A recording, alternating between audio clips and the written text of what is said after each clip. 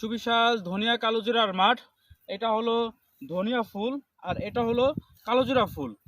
ধনিয়া ফুল এবং কালোজিরা ফুল থেকে মৌমাছি ফুলের নেকটার সংগ্রহ করে উন্নত মানের ধনিয়া এবং কালোজিরা ফুলের মিশ্র এই মধুটা উৎপাদন করছে। এখন ফেব্রুয়ারি মাস, এ মাস ধনিয়া ফুল এবং প্রকৃতিতে ধনিয়া ফুল এবং কালোজিরা ফুলের উৎপাদন হচ্ছে। এ সময় মৌমাছিরা ধনিয়া ফুল এবং কালোজিরা ফুল থেকে ফুলের নেকটার সংগ্রহ করে মধু উৎপাদন করছে।